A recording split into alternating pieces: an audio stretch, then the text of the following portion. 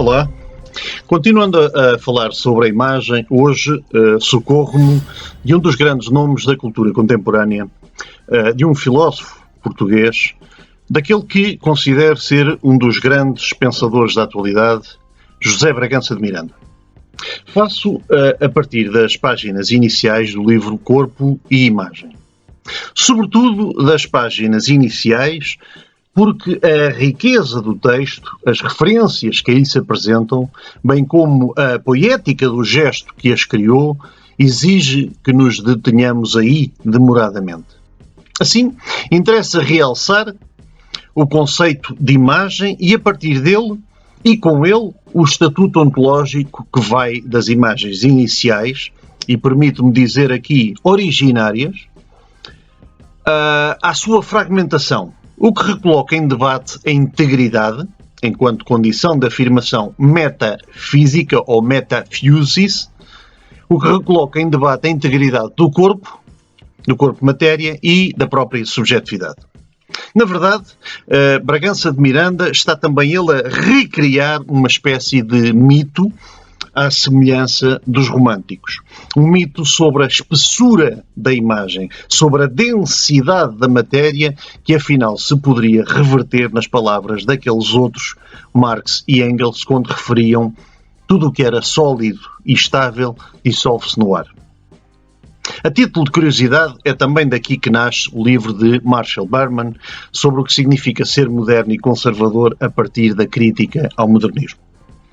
Ora, dizia eu sobre este livro, Corpo e Imagem, e logo no prefácio, o filósofo faz alusão a uma imagem que encontrou num livro de Roger Caillois, intitulado Medusa e Companhia, e que lhe teria desencadeado uma inquietação ao longo do tempo e que, portanto, teria dado origem a este livro. A imagem que os animais geram ou usam para se camuflarem. Se isto dá ao filósofo a oportunidade de falar circunstancialmente da camuflagem, permite-lhe mais uma vez referir que o livro resulta desta imagem inicial. Mas, acima de tudo, lançar aquela que é a afirmação mais extraordinária e que por isso não devia constar no prefácio, de que, e cito, no princípio não era o verbo, mas as imagens. E repare-se no pormenor, ainda sem homens. No princípio não era o verbo, mas as imagens ainda sem homens. Ao que acrescenta logo de seguida, assinaladas por estes, inaugura-se a história. Não é uma tese que imediatamente se aceite e, desde logo, porque, do ponto de vista fenomenológico, hermenêutico, parece remeter para a possibilidade da existência abstrata de imagens per se, quer dizer, sem a observação daquele que as manipula e recria. Usando a terminologia heideggeriana, dir-se-ia que sem Dasein não haveria, mundo de imagens. Numa outra perspectiva, e parece-me, na natureza, a sobrevivência ligada à reprodução nada mais é do que a exaltação da imagem. A existência de imagens sem homens é uma realidade, sem exigir um sujeito ou consciência, porque, em boa verdade, é a natureza, na sua materialidade, que se desdobra. Assim, considerando o relativismo epistemológico de todas estas afirmações e percebendo que isto daria um longo e demorado debate, admitamos, pois, esta tese de Bragança de Miranda. Regressando a essa afirmação tese, o filósofo reconstrói, e diga-se bem, a abertura do Evangelho de João. No princípio era o Verbo, que retoma o tema da criação do mundo como no Gênesis. E como se viu, Bragança de Miranda postula que no princípio eram as imagens e esta tese, esta afirmação está sempre presente, de tal modo que o subtítulo da edição espanhola do livro de Roger Caillois poderia servir de apoio à interpretação. Pintura, camuflagem e fascinação na natureza e no homem. Ora, mais importante nesta confissão inicial parece-nos ser a assunção subliminar da imagem que, latente, se ocultou até à criação do livro. De facto, essa imagem retida do livro esteve como que camuflada na interioridade do filósofo, a impotência, na imensa corrente de imagens do pensamento e da memória. Admitindo a célebre frase de Leonardo da Vinci e adaptando-a, dir-se-ia que toda a arte é cosa mentale. E, nesse sentido, as imagens que se formam para que nasça a obra, e como refere Bragança de Miranda logo no início deste livro, desde que se esteja ao trabalho as coisas aparecem, dizia eu, resultam dessas muitas estimulações visuais. As imagens que se formam para que nasça a obra resultam dessas muitas estimulações visuais. Assim, o que se visualiza é o produto desse processo, o que significa que artista e observador interagem nesse plano em que as coisas mentais se confundem naquilo que forma o mundo das imagens, dado como imaginário. Talvez por isso o nosso filósofo tenha escrito que quando as imagens são assinaladas pelos homens, se inaugura a história. Inaugura-se a narrativa das imagens que prefiguram esse imaginário. Cabe perguntar como nasce, como se desenvolve, como se estabelece essa relação. Ainda no prefácio, o filósofo diz-nos que o homem coloca a physis à distância e coloca devido ao perigo que lhe está associado. As imagens que lhe chegam da physis exigem distância, tal como tudo o que é da ordem do humano. Tal como na arte. A aura de que fala Walter Benjamin só é possível e passível de compreensão precisamente por este quadro de entendimento da distância. Só é passível de compreensão pela distância, seja a sua captura ou o seu distanciamento dado pela imagem que a gera. E aqui dá-se, diria eu, a suprema ironia da imagem como separação. Da imagem que exige desvinculação momentânea ou efetiva, que exige ruptura. Suprema ironia porque, desde Aristóteles, que as coisas naturais dadas pela ta física se justapõem ao metafísico. E, no entanto, nada mais há de imaterial que a densidade que a imagem transporta nesse entremeio de possibilidades, sendo nada e tudo.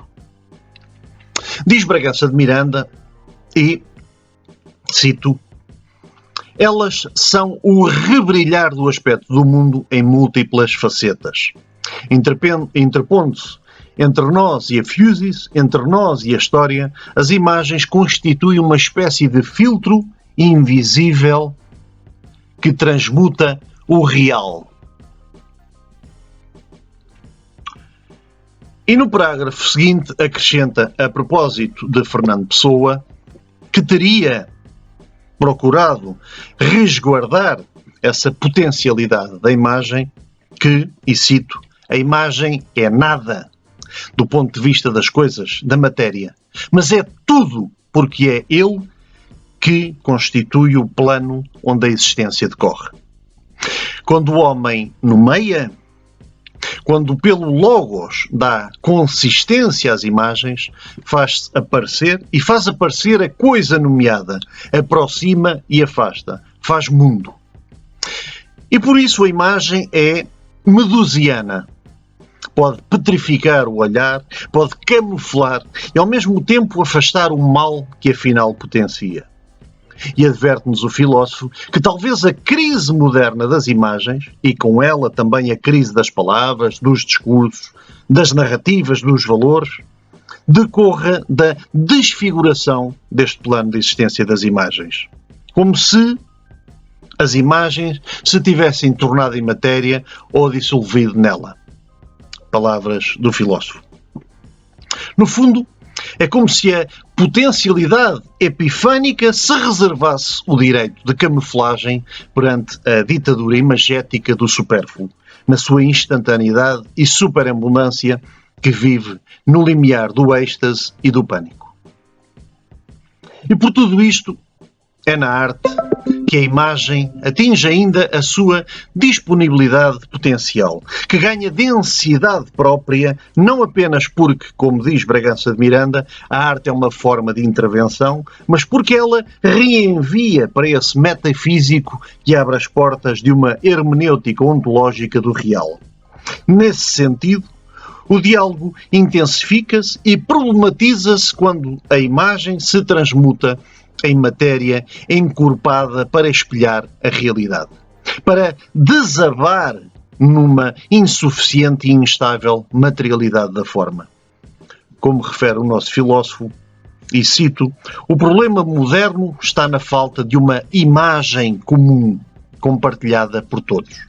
Durante séculos, a imagem comum confundia-se com uma imagem absoluta, um ícone de que tudo dependia e tudo articulava. Mas isso tinha consequências demasiado pesadas e impolíticas. O problema, diz o filósofo, interroga-se o filósofo, é como fazer imagem que tenha peso político, numa época em que a imagem absoluta se fragmentou e em que tudo depende dos indivíduos, e estes parecem contar tão pouco. Fim de citação. As imagens no início. As imagens no início abrem com a ideia de que as imagens fazem a diferença perante as inúmeras forças que primitivamente se degladiam e que a ficção de Ballard, por exemplo, ou os elementos nomeados pelos pré-socráticos podem servir de exemplo. A imagem, e talvez por isso as imagens iniciais mitológicas, servem para tornar sustentável o convívio com essas forças, para dar um sentido à violência, para humanizar o mundo. É assim que o humano aparece, quer dizer, o humano aparece com a imagem. Com uma imagem que reflete, que espelha uma dimensão originária. Uma divisão entre o que é e o que pode ser, entre a opacidade e a clareza, entre a metafísica e o realismo do zoon politikon, que traz colado a si o potencial da imagem ou esse algo mais enigmático. É este algo mais que não deixará de... É este algo mais que não deixará de acompanhar o homem, desde o reflexo narcísico nas águas à fabricação técnica de reflexos que livremente circularão. A imagem nasce com o selo de exterioridade e com ele da existência, que por sua vez mantém instaurada a divisão entre ser e não ser, talvez mais visível a partir de Platão. Com o filósofo grego, a ontologia da imagem, aquilo que se esboça a partir de um eidos, que é também ontologicamente questionável, criam-se as condições para uma divisão metafísica do visível que oscila entre o real e o possível, entre o original e a cópia, entre o universal e o particular, entre o visível e o invisível. Diz por isso Bragança de Miranda que Platão abre caminho à instalação do dispositivo óptico ocidental, que trabalhando internamente todas as divisões e binarismos se expressa cinematicamente. Fim de citação. Mas, na verdade, a imagem, ou melhor, as imagens iniciais radicam sob a materialidade da fusis, dessa natureza em desdobramento que é geradora de espectros, de ecos, de espelhamentos. Como se lhes refere o nosso filósofo, são conversas da matéria consigo mesma e, por isso, por mais puras que possam parecer as imagens, elas constituem-se como eflúvios ou sublimações de estados pulverizados da matéria. Com o homem, a divisão originária, dir-se-ia, acaba exaltada, pois o desejo de fixação a que subjaz a separação e a criação de novos objetos do contínuo da Fusis dará terreno fértil à imaginação.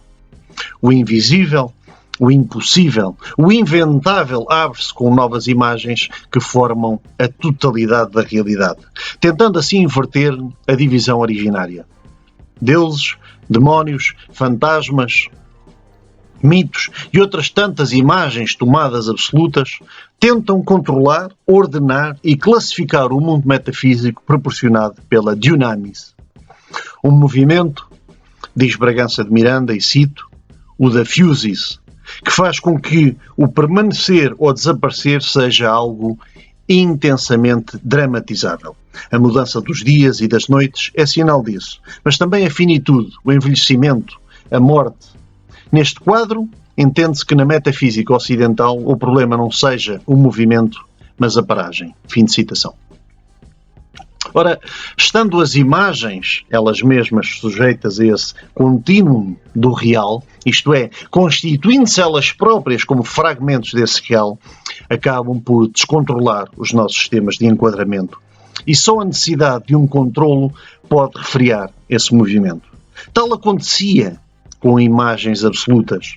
Só aí se detia a deriva dos fantasmas, dos espirismos, mas falhada a teologia e a metafísica das imagens, recaem sob o automatismo da técnica. Ou seja, tendo as imagens perdido o seu estatuto de iniciais, isto é, estando desfasadas da intensidade, da solidez, da extensão e, portanto, de uma vinculação absoluta à própria coisa que recobrem, elas assumem a sua fragmentação.